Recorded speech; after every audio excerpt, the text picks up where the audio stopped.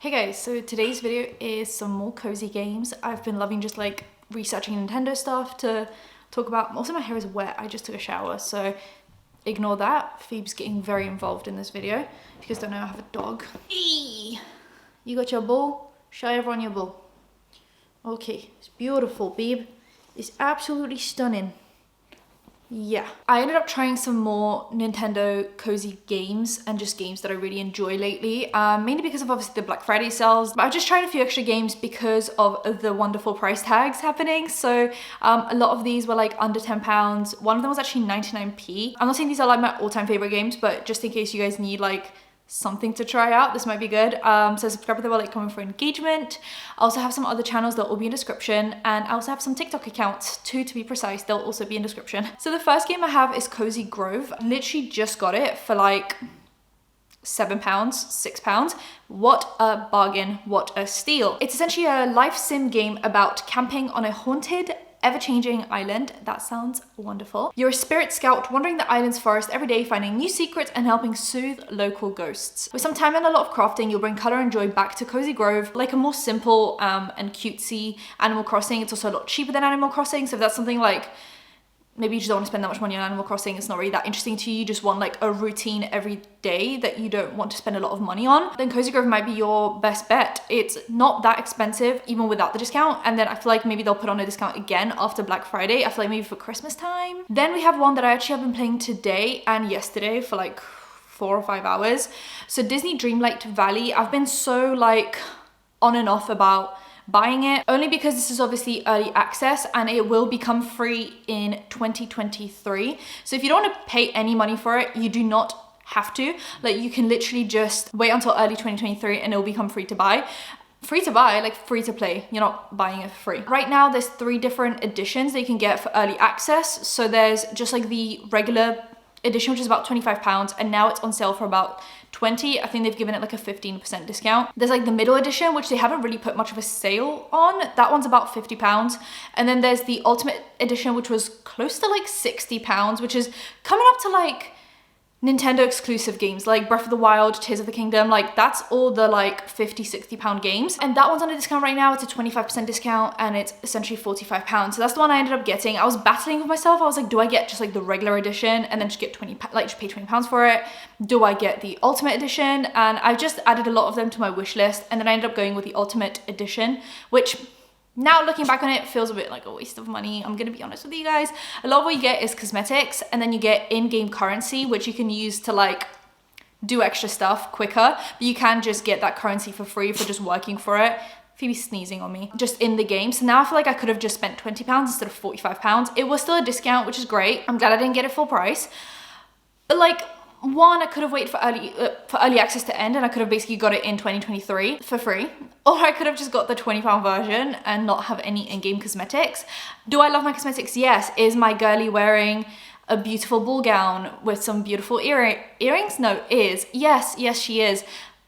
But was it worth the extra £25? I'm not very sure. Also, the game has crashed on me like twice already, and I've only been playing it for 4 hours. I've never had a Nintendo game crash on me before. I don't know if that's just me. I've just never had that happen, and I've played like all of the exclusive games. I've also played a bunch of indie games. Never had that happen on me. I was like, do I just lose everything now? I'm so confused. It's luckily the game auto saves all the time, so there's a high chance that even if you lose some things, you'll lose maybe a few minutes of gameplay, but it was scary. Also, it bugs out a lot. So right now, because the game is in early access, there are a lot of glitches and a lot of people having issues with Dreamlight Valley. I'm sure there have already been some patches, and I'm sure until the end of early access, there'll be some more patches. And I'm sure that once like the early access ends and we'll have the free version, I'm sure by then the game will be almost perfect. So the game is quite glitchy. Like, a lot of things happen that I'm like, that doesn't look great. There's always like a pause between something big happens, like right before an animation is supposed to happen, there is always like a pause, and it looks like your screen's frozen, and then you wait like 2 or 3 seconds and the animation happens, which kind of takes you out of the game. Like, I don't want, like, at this point, don't even give me the animation. Like, if there's going to be a 3-second pause before the animation, don't give me the animation. I'm very particular about like gameplay. I don't think a game needs to be the most stunning looking game in the world. I think the art style can be quite like cheap. I don't really care. I'd rather the like aesthetic of the game be lower and just have it run properly. Like, I hate glitchy games. I hate having to like wait for an animation to happen. I'd rather the performance of the game be better. I want the frame rate to be quite high. I just don't really, like, I think I take that over looks. But I prefer to have both, mainly when the game is £60. I get that, like, I do understand that about £35 of that is pure, like, just cosmetics and extra content. But even £25 feels like a lot for the game to not perform the way I want it to perform. I also feel like, I don't know if it's just like the first few hours of the game, it's quite just like, it's not a lot happening. Maybe there'll be more happening later. Let me know, if you played Dreamlight Valley, please tell me how much you're enjoying it. Like, tell me how many hours into the game you are, how much you're enjoying it. Should I continue? Like, I'm loving it right now. I'm a big Disney kid. There's just some, like, I just expected more. But maybe it will just like pick up pace, and I'm hoping with a few extra patches will be smooth sailing. But right now I'm just a bit like, this needs some. The thing is, I'm complaining about an early access game. Like, of course it's gonna have issues because early access. Anyway, so it's essentially a life sim adventure game based on and featuring Disney characters. So when you first start, you have like the main character like leading you around the world is Merlin, like the wizard, which odd choice, but sure. And then you have, I think you start out with, what can I remember? You start out with Goofy, Donald Duck. I think I've seen him around, but I'm not sure. And then you get Scrooge, this guy, you know, the one, the stingy one. And you're just trying to like rebuild the world. And I'm sure then you start getting like more characters, because right now the world feels so empty. Like, there is a lot to clean up. But once I've started cleaning up, like, there's like 3 characters. So like, I have no one to talk to. Obviously you have to unlock the castle. I just want more, you know, but I've only been playing the game for like 4 hours. So there's positives, there's negatives. I really do enjoy the game. However, I think for 99% of people, like majority of the population, only needs the base game. And actually, I think most people should just wait until early access is over so you can just get the game for free. That's my honest review. But I love the game. I know I've just like talked about it for a while, but I love the game. I just think it's not worth the money that they're selling it for right now. I also have Down in Bermuda, which is down from £20 to 99p over Black Friday. And I thought for 99p, this game could be hot garbage, like stinky, hot, steaming pile of garbage. And I'd be like, look, 99p, there's really not, in an economic crisis, there's really not much I can get for 99p at this point, let alone a game for my Switch. Anyway, so it's a point and click, and on the Switch, I've seen some people say this in reviews, and now I get it as well. The controls are a bit clunky because obviously you can't get the like precision of, if you're doing a point and click game, a mouse is best, you get the most precision that way.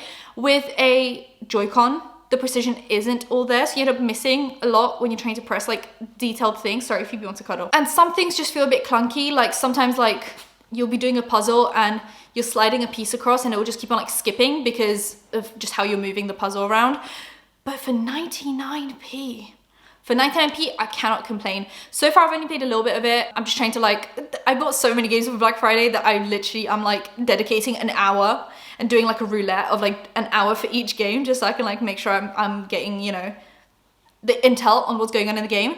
But essentially, the storyline, if you wanted it, a storm leaves you stranded within Bermuda, where you will overcome creatures of the deep and unravel the island's secrets in search for a way back home. It's a quirky and adventure-filled game with cute graphics and just interesting puzzles. So far, it's been very interesting. I love the art style. It looks like it's been like drawn in like a cute way. I literally, if I paid £20 for it, maybe I'd be a bit disappointed. But with 99p, what a steal. Then my favorite game of the year that I've tried, and this is no exaggeration, and I think maybe get it on a different console if you can, but if you only have a Switch, get it anyway. It's a game called It Takes Two, and it's essentially a couch co-op, which if you guys don't know, like I feel like couch co-ops were so popular in the early 2010s, mainly when the Wii was out. I think playing with people in your room with you, multiple people holding controllers, was like the way to play games. And now I feel like online is the way forward. Everyone's just playing online games. No one's really coming to each other's house to play games. Let me know. So this is really just a cute couch co-op for 2 people. It's a story about 2 people in a relationship that want to get a divorce because the relationship just isn't working out. They're in a bunch of conflict, and their daughter basically finds out that they want to get divorced, and she's very upset about it, obviously. So she puts like a curse on them, and they become small dolls, and their like real life counterparts are like out of it, essentially in like a coma. And they are these small characters and they're having to go through this like big world because now they're tiny. And this is my favorite niche in games. If you guys know any games, oh my God, let me know. Any games for the Switch? And that's really it. I only really want to play on my Switch right now. That are like, you're small, but in like a normal sized world. That is like a niche that I'm super into. I would love to for a day just be really tiny in real life and just get to experience the world but small.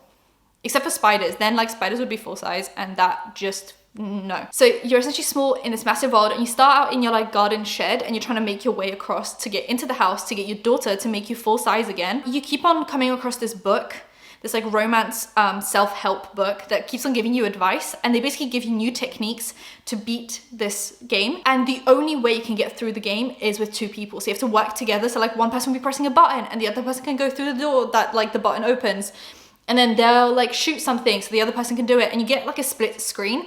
It is such a wonderful game. Honestly, if you're having some like relationship issues, not like I'm not saying that this felt like a therapy session for a little bit, but if you're having any like conflict or like communication issues, sit down and like put this game on and just the amount that you have to like healthily communicate, like, okay, you do this, I'll do this, and I'll do that. And it actually gives you like real relationship advice in the game, which is so cute. But even if you're not like a couple, like your siblings or your friends, like I think it's such a fun game to play together. The graphics are a bit, you know, they could be better. The game is about £35. So it's quite a bit for the graphics that they do provide. The game looks a bit clunky sometimes, mainly when it's the cut scenes. They look quite like clunky. Not like they're skipping, but just the aesthetic, the graphic is not great. And I'm sure it looks much better on a PlayStation or an Xbox because they're more powerful consoles, but it runs really well. Usually there is like the frame rate is quite high. It doesn't like skip or budge or glitch in any way, like the way Dreamlight Valley does. I haven't had any issues with it and it's been honestly such a blast. Like I look forward to sitting down in the evening and like me and my boyfriend just sit down and play this game. And it feels like actually a therapy session. So highly recommend. If you guys have any more classic couch co-ops, let me know. On Black Friday discount, I just got Overcooked 2 because I had Overcooked 1 and I never realized that was like a couch co-op game. I thought I could just play it on my own, which you can, but it's probably not that fun, which is probably why I didn't enjoy the first one that much because I tried it on my own. So I'm gonna end up playing Overcooked and Overcooked 2, but you guys have any like couch co-ops that you love to play on the Switch? Also let me know. So the next one that I bought a few months ago probably is Spiritfarer, which I've seen a lot of like cozy game YouTubers talk about, and essentially it's an indie management sim and sandbox action game. That's how it's been described. It's a game about death and grief, which makes it sound like it's not going to be cozy at all, but it is. The art style is beautiful as well. Like the game runs really well and the art style is beautiful, so if that's something you're looking for, there it is. It's actually based on Greek mythology, so it's the story of the river Styx, which is a waterway that's said to be a pathway between Earth and the afterlife. So in the myth, the spirits are transported by Charon through the river and into the underworld. So in the game, he ends up like retiring and Stella takes over as like the new person to get people into the afterlife. She basically ends up helping people like tie up loose ends and pass peacefully, and I think that's so beautiful. Anyway, I've played a bit of the game.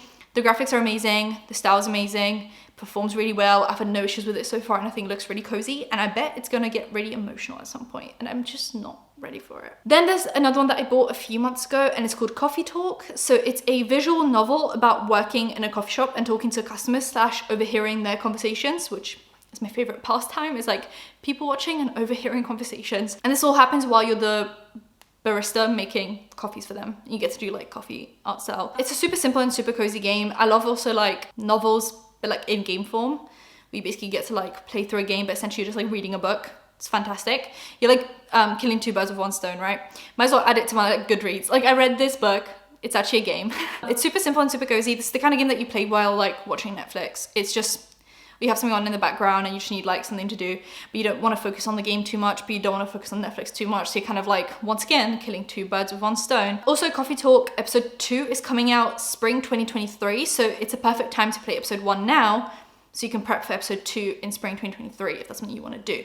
Anyway, that's all the games. Let me know if you have any games that like I've missed or any games that I would like. Like I said, any like couch co-ops would be great. Just any cozy games, any fun games. What have you been playing lately? It doesn't even have to be cozy. Like let me know if you played anything recently. Subscribe with that bell, like, comment for engagement, and I'll see you in my next one. Bye guys.